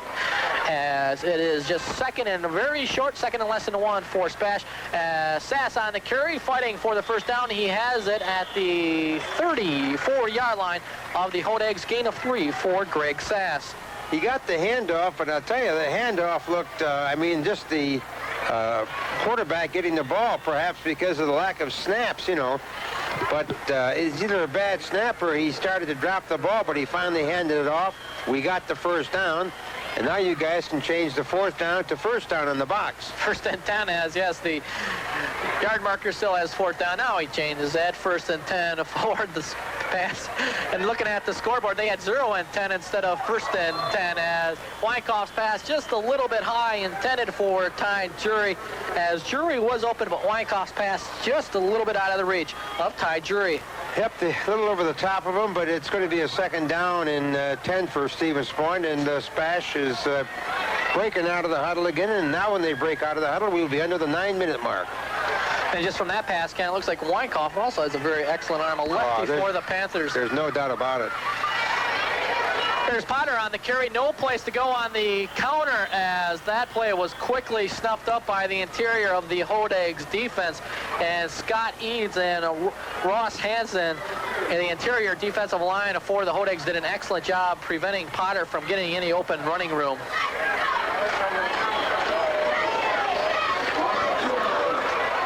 Loss of 1 for Potter, his first carry of the night. 3rd and 11. Looks like a passing down for the Panthers. Wyckoff under center as he's dropping back the pass. He's looking outside, way over the head of Ty Jury, as just after he threw that, Wyckoff leveled on the play by Scott Eads. 4th and long, and we'll have to see what Coach Jerry Fitzgerald elects to do in this situation. Well, it's a 4th down, and they're going to put in the punting team. I guess they'd like to just get Rhinelander pinned back and make it easier for the defense, which is a pretty smart thing to do. And the way the defense has been playing lately, not allowing any points until late in the first quarter. A good call by Fitz. Here's the punt by Potter. A wobbly kick, and oh, beautiful punt if they can down it, as, oh, the ball just rolls into the end zone, as Chad Bubla, the closest man, had an opportunity to down it, but the ball just rolled into the end zone, and it'll be 1st and 10 at the 24, Rhinelander. Yeah, the coverage just wasn't fast enough. A lot of times you tell your kids when they go down in a punt like this close, get to the goal line and then look back toward the field if the ball is coming in. But it's a 1st and 10 on the 20. Subway's a place where fresh is the taste. Try a delicious sub sandwich made just the way you like them. The freshest meats and cheeses, plus all the free fixins piled high on Subway's own freshly baked bread. Stop in after the game for a sub made your way. Subway in the University Plaza, Stevens Point. And if you're heading to Plover, they're located on Highway B in the village of Plover. 1st and 10 for Rhinelander. 8 minutes and 21 seconds to go, as Gerke now playing wide receiver in motion. The inside handoff to Nick Sturms, as Sturms still on his feet fighting for Well, there was a fumble again, and I don't know what they're going to do, if they're going to declare the ball dead or not, but there was a definite fumble, and Sam Krieger pointing towards the SPASH. And it looks like Rhinelander recovered, as one of the linemen for Rhinelander on the recovery was number 61, if we can find him. Well, there is no 61, so we'll give 62 Don Finch the credit. Gain of only 1 on the play for Sturm. In his last 2 carries, he's fumbled both of them. And this time, Rhinelander on the recovery for the Hodags, as they'll have 2nd and long for Rhinelander.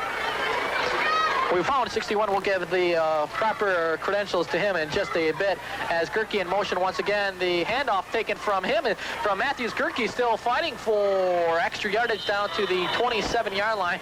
Gain of 5 on the play for Sean Gerke. The kid that we want to give credit for, they just have a number crossed off. It's Brian Hall. And we shouldn't miss a kid like that. He's 6'2", 255, a senior. And a big kid, as he's the tackle, the right tackle for the Hodags. 3rd and let's call it a long 2 for Rhinelander. Just 7 minutes to go in the game. The Panthers with a 29-6 lead. Dan Portson coming out for SPASH, as the Hodags in the full back house. 3 backs. Gerke, the deep back. He's at the 20-yard line right now. A broken play as Matthews keeps it himself, fighting for 1st down. He has it as he breaks a tackle of Chris Roth. And there again was another broken play, and Matthews heads up, just took it around the right end. Chris Roth had an opportunity to stop him. He slipped the tackle, and Matthews, with a gain of 6 on the play, gets a 1st down, as the clock will continue to roll once the chains get set. John Poplinski goes in for SPASH, and Chris Tatro comes out. And here we might see, as the clock winding down, some of the second stringers for SPASH coming in. But right now, the majority of the first team defense still in there for the Panthers, as the Hodags have 1st and 10 at their own 33-yard line. Gerke in motion. As Peterson looking to throw, Pesher breaking down, as looking downfield. Oh, incomplete, intended for Johnson, and the ball went up in the air, and the other wide receiver, Rick Angel, almost caught it on the deflection, but that was a pass that probably should have been caught for Rhinelander. There's no doubt about that. The second receiver is only 5'6", about 133 pounds, but he looked up and the ball just eluded his fingertips. I thought he was going to catch that pass, and it wasn't even meant for him. It would have been probably a 60-70-yard touchdown pass if Angel caught the deflection, but unfortunately the heavens weren't looking down Rick Angel. Not that time. Second and long for Rhinelander as Matthews calling out the signals. Gerke in motion. Now he is coming back as he's still in motion, and that time he took off a little early as Matthews' pass is overthrown Gerke. And Ken, there was a situation where Gerke went in motion one way, brought it back the other way, and then he cut it upfield before the snap, so we have illegal procedure on Rhinelander. Yeah, there was no doubt about that. I think SPASH is going to refuse the penalty. At least they should, because it'll still be 10 yards to go, but Rhinelander will lose it down. So SPASH should refuse it. And John Holcomb, the captain, telling the referee what he wants to do, and he does decline it. As Dave Cook Sports in the Center Point Mall is the place to shop. New for the fall is sportswear for your favorite high school teams. Dave Cook also has the great wall of hats with over 500 to choose from, and Green Bay Packers merchandise is in stock. Check out Dave Cook Sports in the Center Point Mall, Stevens Point, and if you need to find a hat, head over to Dave Cook's. They almost have any hat for your specific needs. Third and long for Rhinelander, 6:18 to go as Gerke this time in motion as he comes back. A high snap as Matthews leaps high, and now he's under heavy pressure as McCarville on the sack brings him down, as Tim McCarville, a good job for the Panthers as he brings down Matthews for a gain of 1 on the play. Yep, the quarterback really and truly was just about running for his life that time, and he was finally brought down, and there were about 2 black shirts in there, and then all of a sudden they really got to him. And that can ask me about the 4th or 5th snap for both teams tonight that have gone way high in the shotgun, as now Rhinelander head coach Bill Macras elects to call a timeout. We'll also call a timeout. We'll keep it right here once they came out relatively healthy, and actually a couple players that were out of the games will be back for Chippewa Falls. And now Rhinelander back in punt formation. Now they elect to go for it on 4th and 9 as Matthews looking to throw. He now elects to run, and he's brought down on the play by Landwehr and McCarville, and there was an opportunity where Rick Angel was wide open, but Matthews didn't see him, and Landwehr and McCarville on the sack, and SPASH will get the ball on a change of downs. Yeah, there was really some indecision, and the indecision was caused by quite a rush again. And the kid from Rhinelander, in all fairness to him, had no chance of getting that ball pass at all. Now with about 5 minutes to go in the game, the Panthers 1st and 10 at the 33-yard line of the Hodags. Weinkoff looking to throw, and again overthrown, intended for Placeway. The third pass attempted by Jeff Weinkoff. And each pass, Kenny, I don't know if the ball's a little wet or Weinkoff's just a little bit rusty, but each of the passes have been over the heads of the intended receiver. Yeah, I've been a little high for him, and we'll see if he intends to pass again or if they're going to hand off and just try to chew up the rest of this clock with maybe a couple of first downs. Well, they're back in the shotgun. They're back in the shotgun as Weinkoff, the quarterback, Placeway, and Jury's the wide receivers. As Weinkoff looking for Placeway, he's got him open, but that time just a little bit out of the reach of Brian Placeway. Well, it's going to be a 3rd down. It'll be a 3rd down, and of course 10 yards. They haven't made anything on the first 2. Coming in this time with the play from the sideline is Sean Gilbert. Gilbert, the tight end for the Panthers, all 6'1", 185 pounds for the senior tight end, as Gilbert with 1 catch to make it 2 catches for 43 yards, as it's 3rd and 10 for SPASH. Weinkoff, the quarterback, Sass still in at running back. Rhinelander coming in with the blitz. Weinkoff the pass, and over the head of Ty Jury again. Jury was open, but unfortunately Weinkoff just a little bit off target, and Coach Fitzgerald elects to bring in the punting team for SPASH. It's going to be a 4th down, and SPASH is going to apparently punt the football, and let's see if they try to get that ball inside the 5 somewhere and kind of just hold Rhinelander back at bay if the 11th man comes in for SPASH. As Chris Roth comes running in to block for... They got 10 men, that's all they've got. That's what I thought it was 10, as Potter on the punt, and he's heading for the sideline. Looks like a nice punt, as the ball once again takes unfortunately, a good roll for Rhinelander. It rolls into the end zone, as Chad Bubla gives a little block to the deep back for Rhinelander, who happens to be Kevin Sabuka, and Sabuka took personal offense to that, and Bubla was pretty much telling him to get out of his way as he was trying to down the ball, but the ball rolled into the end zone, as the Hodags will have 1st and 10 at the 20-yard line, as Brent Matthews comes back out at quarterback for the Hodags. You know, I could be wrong, but how many did you count out there? 10. Yeah, I was counting because, 2. And I'll tell you, this crew out here had better get used to counting, because that's a basic principle. And Roth came in late, and there was only 9 Panthers, and he was the 10th, and there definitely were only 10 men for SPASH. Matthews back to pass as Melby comes in, and Matthews eludes him. He eludes Frederick, as Frederick almost had him by the shirt, brought him down as Frederick brings him down, but Matthews got the pass off just in time intended for Gerke, but incomplete. A good rush by Ted Melby and Ryan Frederick.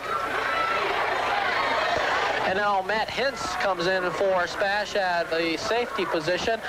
Matt Hintz, a 5'10", 150-pound D-back, only a junior for the Panthers. Yeah, there's a couple of kids in there, and that's a good thing. You're trying to get the kids in. And here again, we've got a 42 in there for SPASH, but we have none in the roster. Good opportunity for SPASH here to get an interception, maybe for a touchdown, as Gerke on the draw play, as he's looking for room, brought down hard on the play. A good hit by, I believe, one of the interior linemen for the Panthers. That happens to be Jason Kershewski with a good tackle for SPASH. Boy, Jason stayed at home on that draw play. He didn't about get sucked over to the side, and thank goodness he did, because that play came right back at him. It's going to be a third down. Third down and about 8 for Rhinelander. Sean Gerke only has 26 carry. He has 118 yards for Rhinelander. The workhorse for the Hodags. 3rd and 8. 4 minutes to go in the 4th quarter. Matthews looking to throw. Now he's got a lot of time, and he's looking long, intended for Johnson. He's got him open, and just over the outstretched hands of Johnson, as he was open, but just couldn't bring the ball down. A good pass by Matthews, but it'll be 4th and long, and the punting team for Rhinelander comes in for an apparent punting situation. Well, I'll tell you, I would be shocked if they didn't punt this, because then you'd just be almost giving a touchdown, or at least a field goal to SPASH. But Rhinelander is going to go back, and the kid that's in there, the punter, is in there. This time SPASH with 11 men in there, and the punter is in for the Hodags. Sam Krieger back deep. He's done a great job returning, and he will not have an opportunity to return this one, as it's a poor punt down at the 44-yard line of the Hodags. Only about a 14-yard punt for the punter for the Hodags, as now we have under 4 minutes to go for the Panthers with a comfortable 23-point lead.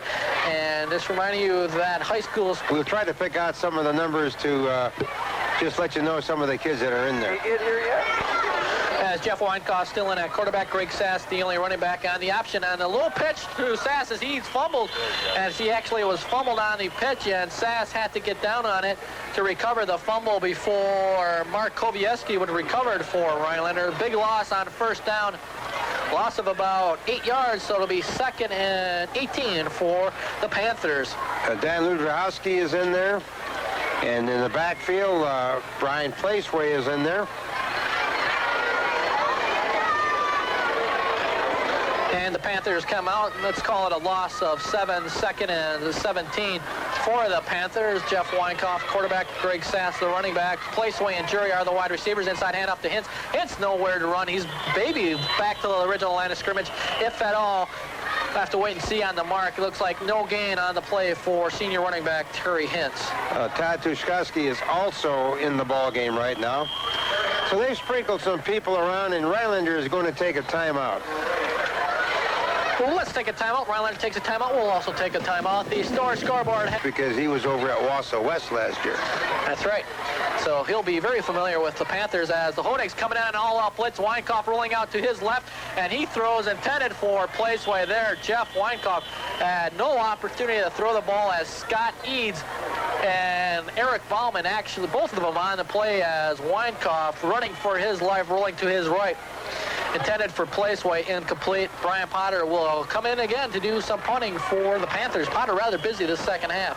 It's tough for a young quarterback who hasn't played for a couple of games to come in there and, just take off where he was before. Here we go. Here's the punt. Potter on the punt. The deep back for the Hodegs was going back, and now he takes it as he's on the return, and he's brought down going nowhere. And on the special teams tackle was Chris Sloth, and on the return was Adam Johnson. As well, the punt was on the air. He was still going back. He wasn't even ready. And after the ball took one big hop, Johnson decided to return it, but he didn't go anywhere. As now 1st and 10 deep in Rhinelander field position at about the 10-yard line. And it looks like, Kenny, we've seen the second team as a lot of newcomers are in for the Panthers, and hopefully we can get some of these numbers and give them proper credit. Well, Ryan Firkus is in there for one. Number 42, don't have the number, don't have the name again, and it's tough when you want to give these kids credit. I think 42 was Chris Sherwinski, or Jeff Sherwinski, excuse me. Okay, good enough. You've got it up there. It's not on this program. As Matthews in the shotgun formation, Gerke in motion as Matthews looking to throw. The quick hitter now, the fake flea flicker to Angel. Angel on the completion for a gain of 4 on the play. Only the second completion of the night for the Hodegs, and the first catch for Angel for a gain of 4 as Rick Angel has his first catch of the night, gain of 4. Only 6 yards passing I have for the Hodegs, only the second completion. A great job of pass defense for SPASH. John Holcomb is in there, number 20, number 27. Matt Hintz is in there, and I'll try to pick up a few more. 2nd and 6 for Rhinelander. 1:30 to go in the game as Gerke once again in motion as Matthews back to pass. A lot of time to throw as he's looking intended and almost intercepted by, let's see there, Ryan Firkus, as Firkus had an opportunity to pick it off, but he knocked it down. So it'll be 3rd and long for the Rhinelander Hodegs. Jeremy Splinter's in there. Bill Stremkowski is in the line.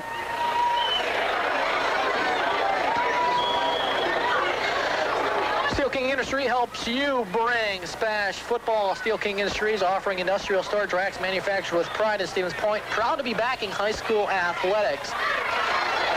1:24 to go in the game. The Panthers with a comfortable 29-6 margin. Brent Matthews offering words of instruction to Sean Gerke. Gerke out wide at the wide receiver spot now for Rhinelander. Good snap from the center. Matthews a lot of time to throw. Now the pressure breaking down as he's almost brought down. Matthews still on his feet. Now he's intended wide open receiver caught as the receiver Paul Bastien still on his feet. He's on to the 50-yard line. Bastien brought down on the play by, let's get the number there, Sherwinski on the tackle, Jeff Sherwinski, as Paul Bastien on his first completion of the night on a long gain of 47 yards on the completion. Tim Cooper just came in the game, and going out for Stevens Point is Jeremy Splinter. Also coming out for Stevens Point is number 86, Nate Hall. Good job, I believe, by Sherwinski. Once again, we don't have a 42, but that looks like Jeff Sherwinski of pursuit as Bastien on the completion broke a couple tackles. And if it wasn't for Sherwinski, that would have been a long 85-yard touchdown pass. Well, we have a timeout on the field. Let's take a timeout as well. Listing of what sports you can hear in WSBO's This Week in Sports. The Buyer's Guide is your #1 source for what is happening in Stevens Point and Central Wisconsin. And be sure to check it out, because every week there's always a rather busy schedule of sports on News Radio, especially this weekend. And we'll get to that later on, as now it's 1st and 10 at the Panther 49-yard line. The first time the Hodegs have been in SPASH territory, I believe in the second half. Matthews scrambling again. Now he's going to decide to run for it. Matthews showing great speed, pushed out of bounds at the 41-yard line, and pushing him out of bounds was Tim Cooper. Also coming in for Stevens Point right now into the ball game is Steve Zabel. And a good opportunity for the younger guys who don't get much playing time to get in here, even though it's the last couple minutes. Always good to get into varsity action, especially homecoming. Always nice to play in the homecoming game, especially if you're a senior for some of these youngsters. 1:02 to go in the game. 29-6 SPASH leads as Gerke in motion. Matthews with the snap. Good snap from center in the shotgun as Matthews looking deep. Now he's going to decide to run with it. He's got the first down. Matthews still on his feet. He breaks down time. A lot of running room for Matthews. He's down to the 22-yard line before he's brought down on on the play by, let's see here, number 35, Steve Zabel, and also helping Zabel was Jason Krzyzewski. Big gain on a play of 18 yards for Brent Matthews. Well, it's going to be a first down from Rhinelander. As soon as they set the chains, the clock is going to be wound in, and it is. Brent Matthews showing great speed on the scramble as he's still passing. High snap from Matthews, but he's ready to bring it down. He's looking downfield, intended, and almost intercepted by Matt Hintz, as Hintz jumped high in the air to knock that one down as it was intended for Rick Angel. Angel behind the SPASH secondary, but Hintz with a good job of knocking it down. It'll be 2nd and 10 for the Panthers. Chris Tatterow goes in.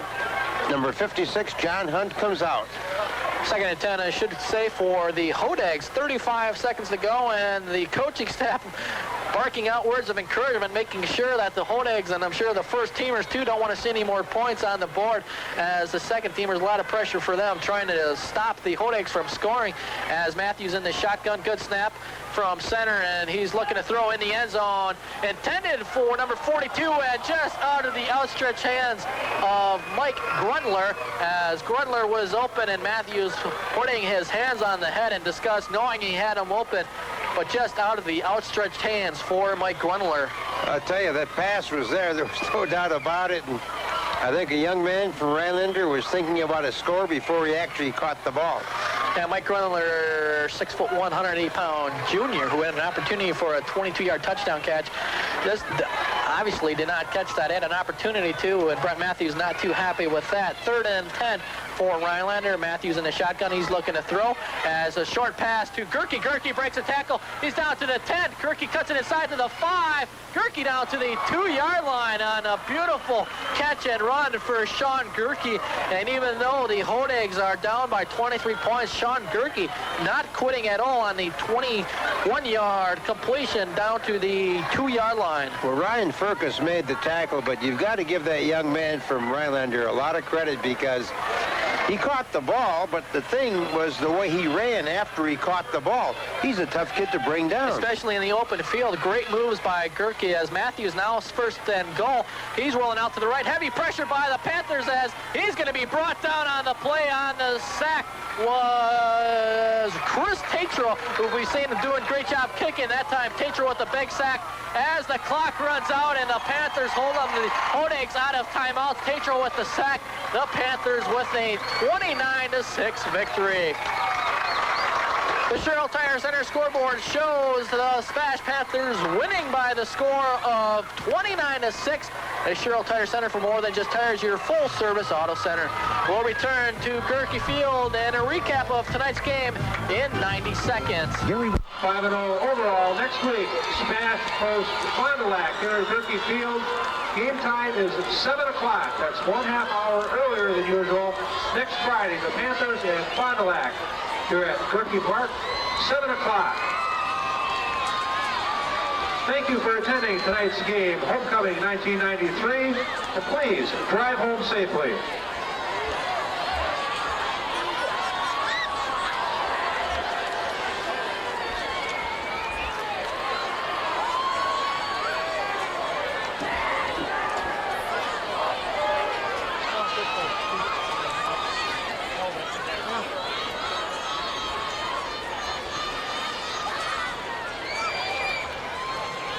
Yeah, they give up that early touchdown. Every game it seems like.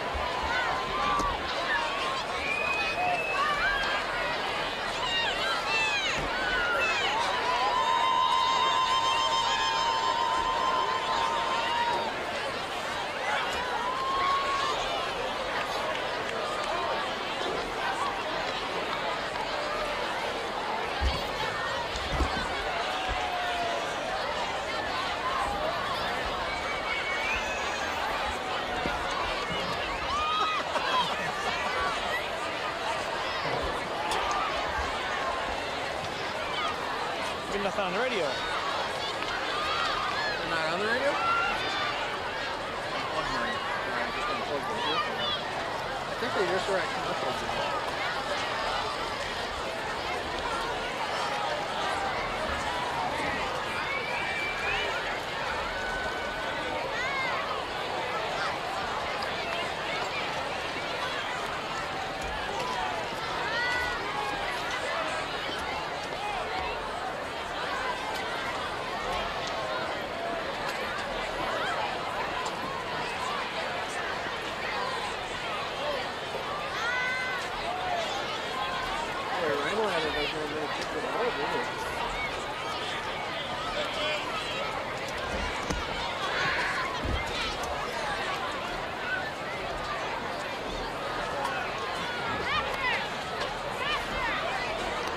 Just enough to win, and they came out with a 23-point win over the Hold Eggs of Rhinelander. Well, the nice thing about SPASH is they can score that many points and still not, look really that great, but they look very good tonight. They got some good passing from Hamas and did a good job. They scored in every quarter except the last quarter, so you can't ask for anything more. Jury scored one, Placeway scored a couple, Hamas scored one, so they kind of spread that around. The SPASH defense did a great job, especially on pass defense. And I'm going to let you talk about the little guy from Rhinelander who had himself quite a night. And we will do exactly that. And the statistics tonight let's start out with the Hold Eggs, who now are 1-4 on the year. Sean Gerke, the senior tailback for Rhinelander, only 5'7", about 149 pounds, but he had a great game. 26 carries, 118 yards for the Hold Eggs. He also had one catch for 21 yards. And passing-wise, not a great job of passing for the Hold Eggs. Brent Matthews only 4 for 17, 40 yards. Overall rushing for the Hold Eggs, 118 yards in 26 carries. Make that 170 yards in 49 carries, as the Panthers did a good job in pass defense, allowing only 4 completions and 74 yards. For the SPASH Panthers, Terry Hintz, the leading ground attacker for the Panthers, 6 carries, 52 yards. Greg Sass, 36 yards on 12 carries, but Sass, unfortunately for his stats, had to recover a couple loose pitches, and that took off some yards in his stats. Jesse Hamas, another good night for the Panthers, as Hamas was 9 for 19, 205 yards and 3 touchdowns. Hamas also ran in 1 2-point conversion and also a 2-yard touchdown run. Jeff Weinkoff, who came in relief of Hamas, 0 for 6, and obviously no yards. Brian Placeway, the leading receiver again for the Panthers, all of his receiving yards in the first half. Placeway 4 catches, 118 yards. Ty Jury 3 catches, 44 yards, and Sean Gilbert 2 catches for 43 yards. The Panthers now 5-0 on the year.